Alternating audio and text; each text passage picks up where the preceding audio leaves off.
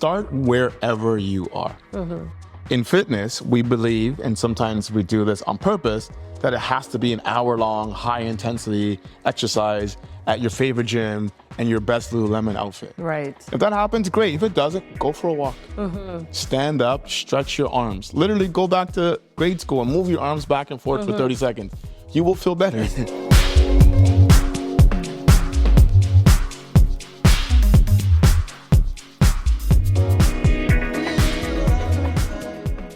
Welcome to the Design Table podcast. I'm your host, Sarah Adnan, and joining me today is Nsuani, who is a personal trainer and a wellness influencer who has been helping people's lives for the past 10 years. And I'm so excited to talk to him. Thank you so much for being here. Thank you. Thanks for having me. Thanks so much for being here, because I know that Toronto vibe is like always go, go, go. Exercise is sometimes part of everyone's routine. And trust me, when I was trying to talk to you, I had a selfish reason to talk to you because I don't have any fitness routine part of my life. Okay. So the reason why I want to talk to you today is because I want you to help us understand, what does wellness mean to you, first of all, and why have you made it such an important part of your life, of your everyday life? Very, very good questions. I'll start with the second first. Wellness for me actually was a gift. My parents started me off in physical activity from the age of probably 2 or 3 because that was a part of their life. Immigrant parents, active all day long, soccer, swimming, running around, just living life. And then when they came to Canada, they had to adapt and keep some of those traditions. Right. Just to keep from, losing it all, 6 months out of the year when it's cold, right? So an active household was something that just was a blessing to me. And it wasn't until I started to grow up and I guess more or less meet people from the rest of the population, especially the working population, and to seeing how foreign activity gets as you get older. Right.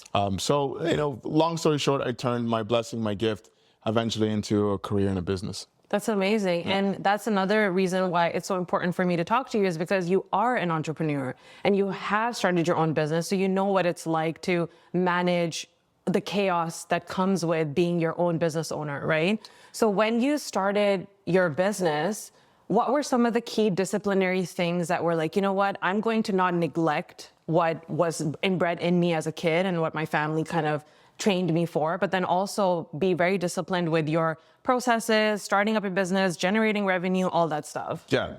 Big question. Lots of good things to answer there. Please tell us everything. I played high-level sports for a very long time. As I mentioned, my parents started me off at a very young age. So I knew whatever I took on, whether it was a new venture, I actually had a few businesses before I went into fitness. Okay. So when I was in high school, I ran a car customization business.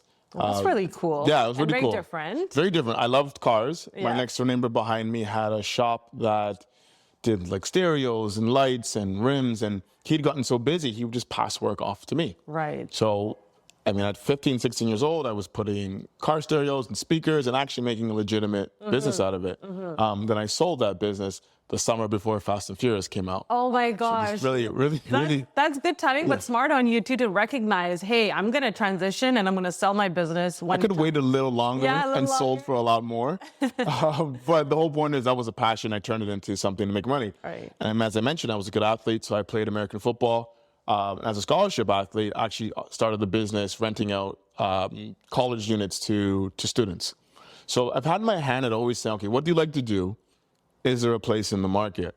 It wasn't until I hit fitness, though, that I realized that all of those habits and disciplines that I had from sport, first of all, gave me a shot at running a business. Because running a business is very hard.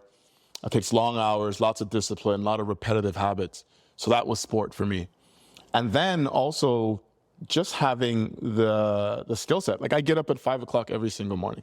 Even today on a Saturday. You asked me about my morning earlier before we set up. So at 5:45, I was at my gym. I was unloading 20 pounds of ice because we have a party tonight. I got back to my house for 7:30. I had a virtual appointment with one of my clients. She's a very successful, high-powered lawyer. I can't miss her appointments because they're the anchor for her. She's so much going on that our 45-minute appointments, sometimes it's just breathing and talking. So I never missed that.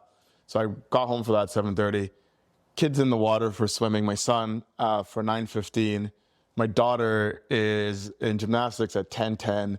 And then my my son gosh. goes to Kumon at 11 for tutoring. Right. And then I'm here. Right. So Well, thank you for being here. 'Cause yeah, I no know you worries. have a packed schedule. No worries, but that's my point. Yeah. Having a packed schedule and having a fruitful schedule, Right. it came from the earliest days of sport and activity. So going into business, I knew I had a little bit of an edge there. And then I saw it more as I met more people in the working world and as my career developed. Right. So one thing you mentioned is you host parties at your gym. I want to talk a little bit more about that, Yeah, maybe for sure. later. For sure. For now, so I want to segue into burnout, because here you are, you have all these fruitful things that are happening in your life, Right. and you understand that you work with clients who have an equally packed schedule. You know, Yep. people like lawyers and people like doctors who Yeah. you said is so important for you to be there for them when they need you. So being a business owner means that you can be working 24/7, Monday to Sunday, Yep. every day, especially when you're first starting out and you don't have a staff of 7 to 10 people. Right.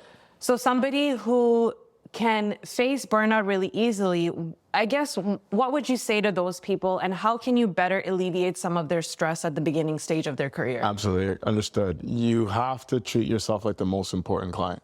And we all have clients, and we don't maybe talk about this in front of them, but we have some clients that when you call or if there's an appointment, you get to it right away. Then there's others that you maybe can move just a little bit further down the day.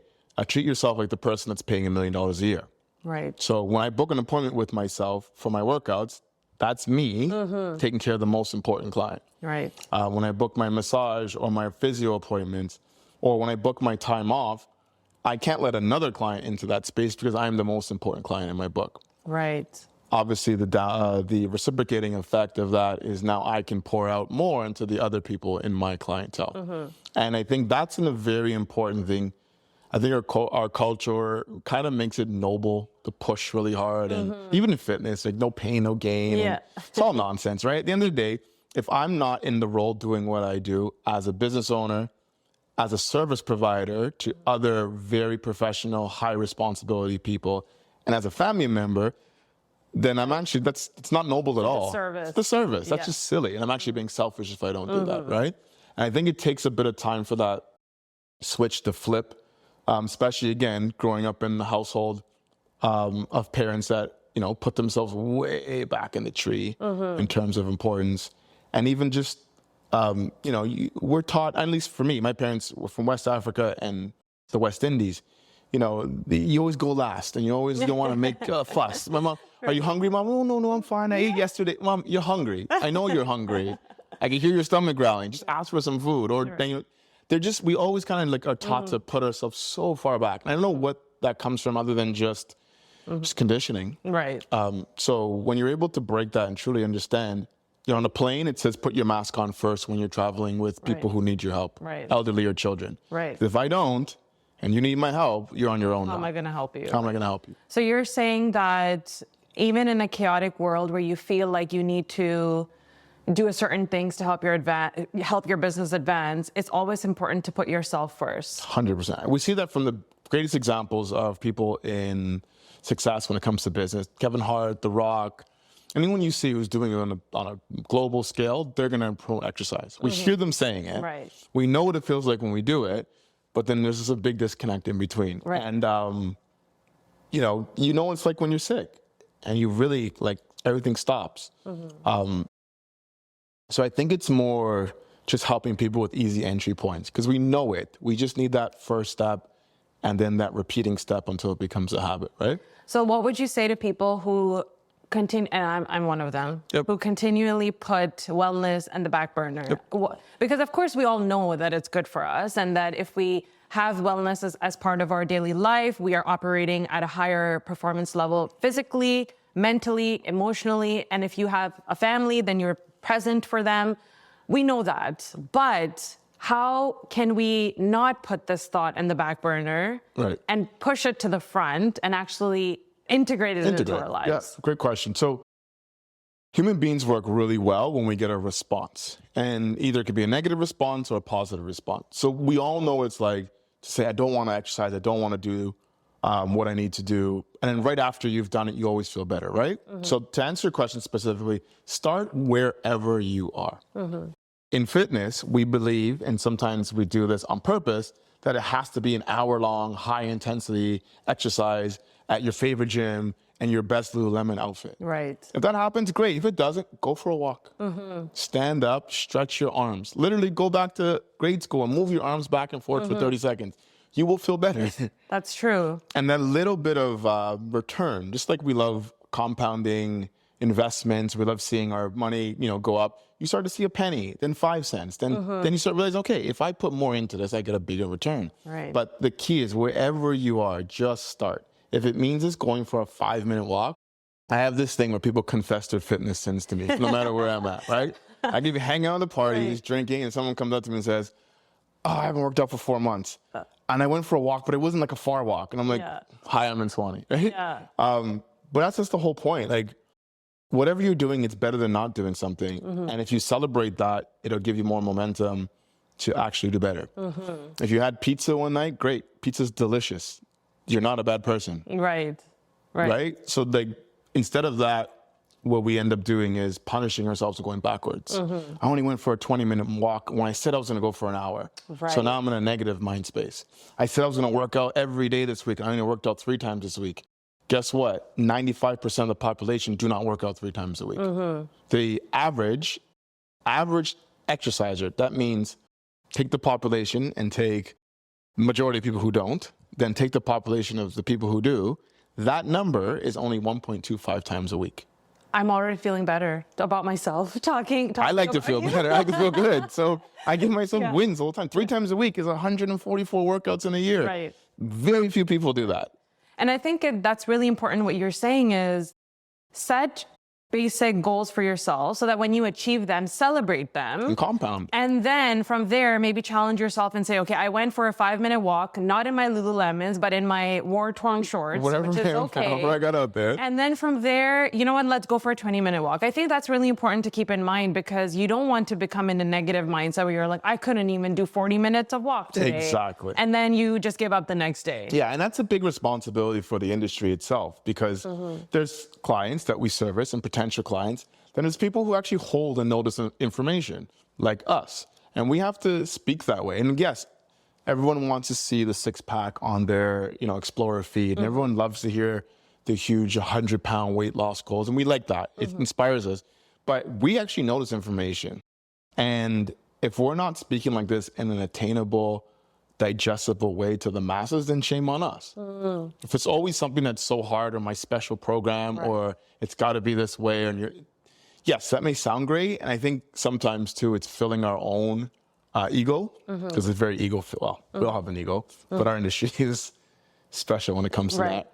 But if you really want to help people, then 10 minutes of walking, I celebrate that with you. So what I want to know from you is incorporating a routine and incorporating a healthy diet. Those two things can be intimidating for a person who's not into wellness incorporated in their lives. Right. So what are some of the tips that you can share for them to ease into a routine and a healthy diet?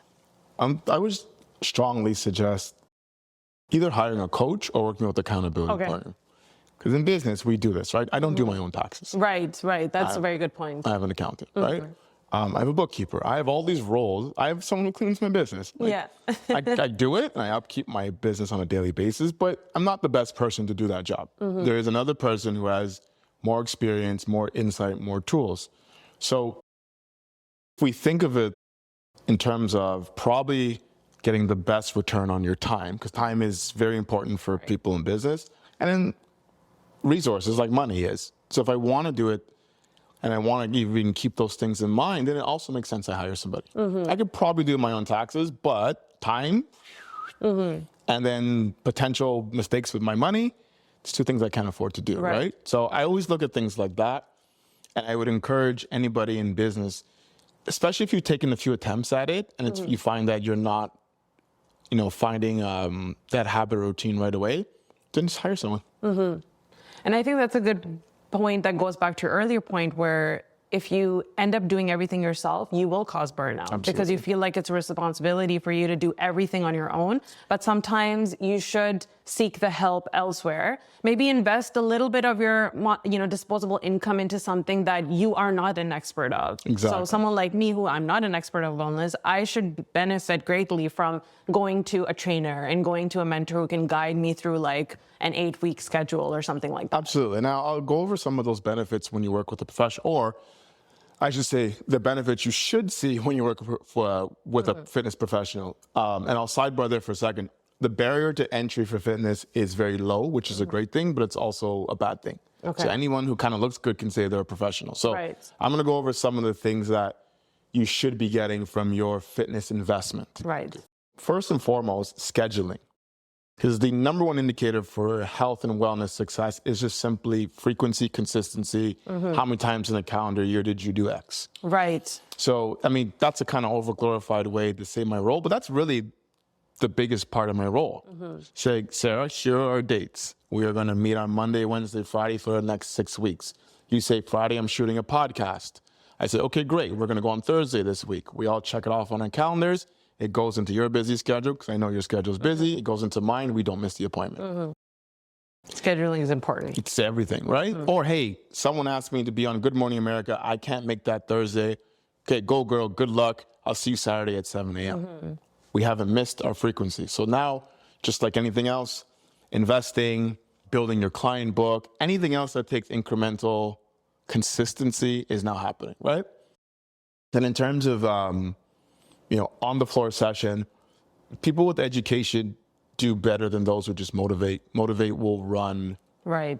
It'll run dry at some point. Okay. Right. So if the person's just yelling at you or giving you inspirational Right. quotes every day, when it's February and cold outside, you're like, I'm not doing that shit, right? It's true, actually. Yeah. But education now comes into how do I make your program adaptable and progressive and interesting so that you're feeling challenged and your body's changing. Education also means I need to know a little bit about your world so we can have a conversation. Like, we don't want to just talk about health all the time. That's boring. Right. I also have to know your interests. So if it's the Maple Leafs or if it's the Kardashians or if it's ancient history, part of my job is making sure I'm versed in that information that's important to you, at least on a conversational level. Right. So, and then motivation and discipline, all those things as well. So I also believe more people would make the investment if they understood that's what they're looking for and if we were better as an industry. So we've talked a lot about the little tips and everything that we can do to better train ourselves to have wellness as part of our life. Yes. Let's actually talk about the benefits. Yes. What are the true benefits of exercising? What are the true benefits of making sure that your mind is healthy at all times? Because some people look at that as fluff words, or some people consider that as, oh, you know what? It's something that is not as important. But I want to ask you, because you're an expert of that industry, what are the real benefits of a person who is thinking about that as a priority? Yeah, great. You phrased that so well that this conversation needs to be had in our industry more. So early on, most people will get into a fitness goal just based on some sort of external motivation. You want to look a little differently. You want to lose a little more, gain a little more. Very few people go with a medical occurrence. So if my doctor says I have to go now, it's typically something that's involved with how we feel and see ourselves, which is just fine. There's nothing wrong with that. But what can be a little bit misaligned is those results come later. So early on, when you start exercising, maybe it's a walk, maybe it's a yoga class, maybe it's 30 minutes with weights in the gym or with a trainer that incorporates all of those things on a very base level. The first thing you're going to realize, your body moves better. We have all these joints and levers throughout our system. Some are very mobile, some are fixed and move more on a traditional plane, and some have multiple ranges of motion, but they all work together in a sequence. And they have something called proprioceptors, or like nerve endings that talk to each other. So if I sit in this chair all day long, there is communication that's happening, but nowhere near as that guy who's walking by now. Right. He's getting more sensory feedbacks from all these parts of his body. So the minute I start moving and exercising again, I'm turning things on. I'm literally connecting my brain to my body better. Right.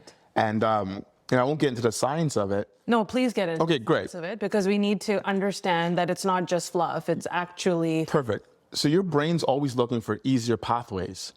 And the problem with our bodies, if we don't move it much, it's very easy to do this. So it gets better at doing this and better at doing this. So on a nervous system level, this pattern happens right away. And you know it because sometimes your shoulders go up and your head goes forward and there's nothing even here. And your posture, because you're just so used to that motion, right? So, you hear a sound and you go into that motion, right?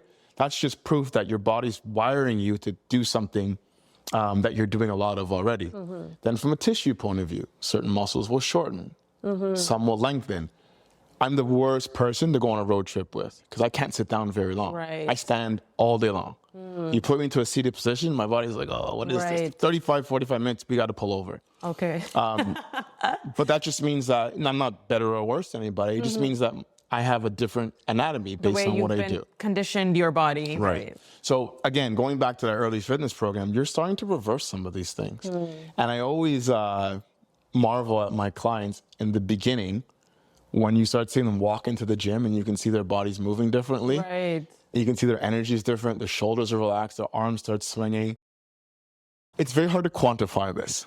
So, you could maybe do, obviously, blood pressure, resting heart rate tests like that show an internal improvement of cardiovascular strength that happens early on. We use a lot of video in my gym to show movements over and over so you can see the improvements. But it's not like it's a number that just checks up. It's when you start saying, hey, at 4 o'clock, I'm not tired anymore. I went to bed quicker and woke up feeling with a little more energy. I'm feeling a little more frisky with my spouse or my partner. I walked with all my groceries. These are all the things now are just increasing your capacity to do work. And it has nothing to do with age because I feel like a big fear is that the older you get, the less capable your body becomes physically. Yes, that is true. Sorry, that is very true. The older you become, your body's trying to, conserve resources. So yes, if I only have 3 movements, I'm gonna get rid of all the other movements that I once did. And a very easy way of looking at this, look at our brothers and sisters in other parts of the world. We don't have issues with arthritis in Asia and India and places like that because they squat and they sit and they're carrying bags and joint replacement. Are you kidding me? That's not a thing. And we always think we're so superior in our mindset in the Western world when really if we took a bigger look at what's going on around us, there's so much evidence of what things we could be doing easily, right? So that's right away. Movement, energy, posture. Even sometimes people want those visual effects very early. It could just be posture. You start moving your head back over center, shoulders start opening up. Usually, a pleasing aesthetic is a balanced aesthetic. We all come in different shapes and sizes. What our eye is looking for is symmetry. And someone who's attractive just has more symmetry than someone who isn't. So when you start putting things back into its anatomical position, you'll see how quickly you start to look at your body differently. And clothes will start to hang differently. And I want to talk a little bit more about that because as business owners and as entrepreneurs, we are the visual representation of what we do. So as much as people want to ignore the sales component, we are the sales agents of our jobs.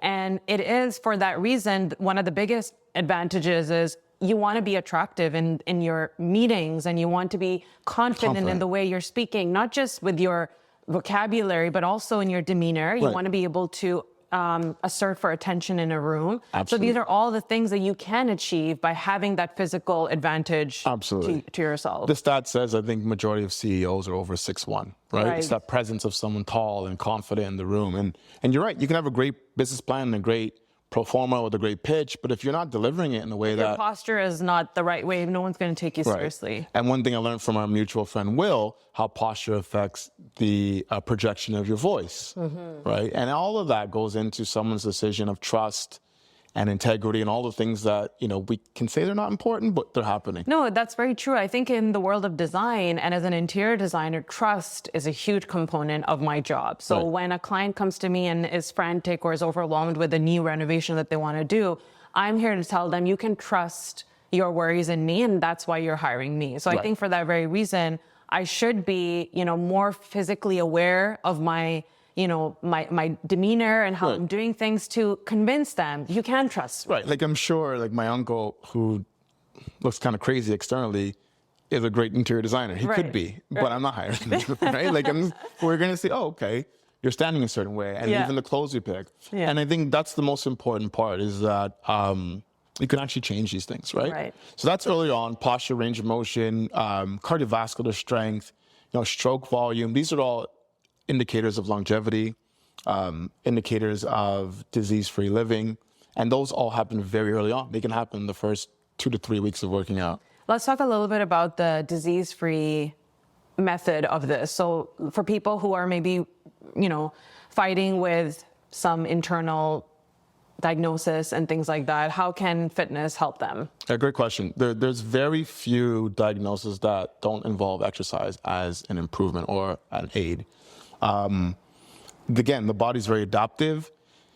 We have so many functions that are going on internally that we never really give credit to it. No one's thinking about breathing right now, but we're breathing. Nobody's thinking about the food that we ate earlier and how to digest it and move it through our GI tract, but it's happening. Right. So again, that leads back to this understanding that we have the world's greatest network of computers. Disease, happens on a cellular level, and the body does find ways of telling us, but we're usually not present enough until it manifests into something that is now an occurrence. With exercise, with healthy living, you're actually attacking things at the cellular level. Right. There's something called mitochondria. That's a powerhouse of a cell. When you stimulate that with activity, they become more responsive. Food, I believe, is either going to cause disease or cure disease. Right. And the food we eat nowadays, it's very hard to get it without some sort of pharmaceutical interruption. Hormones and dyes and all kind of stuff is in our food. So your body's fighting out there. And all that. Yeah, all these things that are going through your body that we don't see, your body's fighting it all the time. So exercise gives it an extra boost in terms of your immune system support, in terms of just being able to prioritize what to do with our food. So let's talk about food. Because not everybody can afford an organic grocery list. And especially right now in a world where everything has been inflated so high, how can a person like me or anyone who wants to eat better and more fresh, how can they still do that without breaking their bank? Or maybe you can dispel some of the myths of organic eating and how it's mostly just a commercialized product that people are trying to sell us. I wish it could, but I do eat fairly organic. Okay. First and foremost for the taste. Well, what is organic? What does that mean? Organic just means either your produce or your actual meat is raised in a way without chemicals in the culling process or hormones in the actual animals, as natural as possible. There's certain levels of organic. There's certain characteristics in between that in terms of did the animal graze only on grass that was chemical free, or did it mean potentially that the animal had grass with some grain into it? There's always so many different characteristics when it comes to organic. I always say make the best choice for you possible. Do your research and understand why those things are important. But then it's like I mentioned earlier with exercise, your first step is usually your best step. So if you can't sub out your whole groceries and replace it all with high-end organic foods, look for things that you can. I think your meats are probably a good place to start. Okay. If you do eat chicken, beef, or fish, or even pork, there are different practices for how animals are raised. Hormones can be an issue. I remember when I lived in the U.S., the food was very different there. Everything was bigger. A lot of hormones were used in terms of how they raise their animals, but you can actually see it and feel it in your body. It was very easy for me to gain muscle. It was very easy for me to gain weight. Right. Just eating pretty much a regular diet. Portion control also was an issue there too, but you can just tell you're eating different foods. So that's a big one for me. Like I don't necessarily need anything added to my meat. I like my animals to run and live as healthy as possible. So that's things like wild salmon or free-range chickens, stuff like that. Now with vegetables and fruits, there are some that are probably more susceptible to pesticide production, things like apples and things out of season. So I try to eat in season. That's actually a really good tip. I've heard a lot of nutritionists say, try your best to eat in season because that's when you know that it's not being... You got a shot, right? You got a shot. At least it came from somewhere local, which is the other part of it as well. And, it didn't need a bunch of different chemicals to keep it overnight. But, I can go on forever, all those lists. And you can look up dirty dozens and dirty tens, which tell you which foods you should probably buy organic versus ones you can probably get away with. So what is this? Dirty dozen or dirty 10, depending on where you Google it. It'll go over things like apples, blueberries. They'll say, hey, these ones never buy non-organic, and these ones you can probably get away with, just by the history of use. Right. That's a good resource to have on hand. Amazing resource. But what I'm really going to challenge people and your listeners, just drink more water. Right. Because most people don't take in the most important macronutrient, which is water. So yes, eating the right kind of foods is important. Eating those foods in the healthiest state that they grew in is also important. But it's all kind of secondary, tertiary if you're chronically dehydrated. Right. The average North American Western world person is chronically dehydrated. A male needs about 3.5 to 4 liters per day, a female 2.5 to 3 post-diuretics. That means including caffeine, including alcohol. You have to add even more in, including nicotine if you smoke, some medications also. So I don't get enough water in. And I think about water constantly, and I drink water constantly, and I'm usually short. Also, it takes about 2 to 3 weeks to actually recover from being dehydrated. Okay. Saturday night, most of the city's gonna be dehydrating themselves tonight with alcohol. Right. You're not gonna bounce back because you had a Gatorade in the morning. Right. It takes days and days and days for your tissues to rehydrate, your joints to rehydrate, and your fascia and your connective tissues. And I'm just saying this in reference to the question about cost. It's a pretty low cost. Right, right. No, that's a great tip for people to know, because you're right. Like, water sometimes is not a priority for people. They just drink it because they feel thirsty, but you're saying actually drink it as a nutrient for yourself. By the time you're thirsty, it's too late. Right. By the time you're thirsty, it's your body giving you all the warnings on the dash light. I need this, I need this, I need this. And then finally it's like, okay, get it in me. And actually challenge anyone who's interested in taking an easy step. Change nothing about your diet, even if it includes fast food, absolutely nothing. And just try to aim for 3 liters of water. Okay. Post-diuretic. So that means if this was 1 cup of water, and I had a cup of coffee, I would have to drink 1.5 waters to replace that. Okay. So like when I say hydration here, I mean everything post coffee and alcohol. So once this episode finishes and you go off and do your thing, and I don't have access to your wealth and information anymore, what are some of the resources that you can just quickly share with our audience to like go on and like keep maybe apps that help them better track their fitness and things like that? For sure. I'll talk about where you can find me and also where you can find things that I recommend. So Nsuani Baffoe is my name. You will not find another person with my name ever. So you can find me on IG under Nsuani Baffoe, LinkedIn. My business, our gym in Midtown Toronto's Ferris 360. It's right at Yonge and Davisville, 1910 Yonge. Ferris 360. Find us as well. We believe our strategy is to give out as much information as possible. Okay. So you're not going to see things like sales and come to my gym, 10 up. Like, we don't do that kind of stuff. We're just going to give you everything you need to be successful. And when you're ready to take an extenuating step, we'll be the first person you think about. Got it. So whether it's LinkedIn, IG, Facebook, that's what you'll find from me. A lot of free tips and information. I like to follow information that is not always linked towards sales, especially in fitness.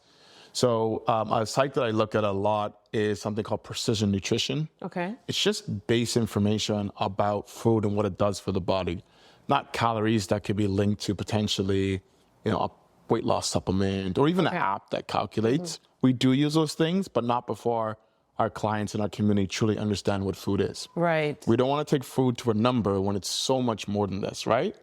I like to read a lot from Men's Health, not because I agree with most of that stuff in there. Most of it's nonsense to sell products, but I like to see what people are thinking. Right. So that's always good to know, what my mom is thinking, what my aunts are thinking, what my friends are thinking. And then really and truly, I just look and read a lot about individual macronutrient needs. And that comes from medical journals, that comes from disease. If you can kind of look and see what happens on the bad end, you can reverse engineer and figure out what to do before, right? Okay, that's very interesting. But that's my time. If you want to make it easy, just go to my page, go to my site. No, you share a lot of good tips for sure. And I think from everything that we've talked about today, the fundamental thing that I've learned is education. So really educate yourself and tell your mind why it's important to you, so you understand the benefits both mentally and physically, and then seek the help of an expert to guide you through that process, rather than taking this undertaking on your own and feeling overwhelmed or maybe even demotivated to continue doing that. You got it. And I say this to all my coaches. This is a staple in our gym. Our clients are extremely intelligent people. They're entrepreneurs. They are, corporate CEOs. They're, the heads of their families. They run charities. Most people in Toronto who's even considering fitness probably has a lot of good things going for them. Right. All we have to do is give them information and support them in decisions. The same way you would if someone, give you $10 million to invest. Or if someone said, you know what, this project at work will make you a partner if you do really well on this. Right. It's no different. You would take in information, you would do some research yourself, you'd seek some help from somebody, and then you'd put into actionable steps to get to your goal. So what are your last words of wisdom and advice to our viewers? Yeah. You are healthier than you think. Okay. You have more resources than you probably know. And asking for help is the best thing you can do. Perfect. Thank you so much for being here. We had a wonderful chat, and we're definitely going to keep you posted on our social media channels and follow along with what you're doing. Perfect. Thank you. I'll do the same.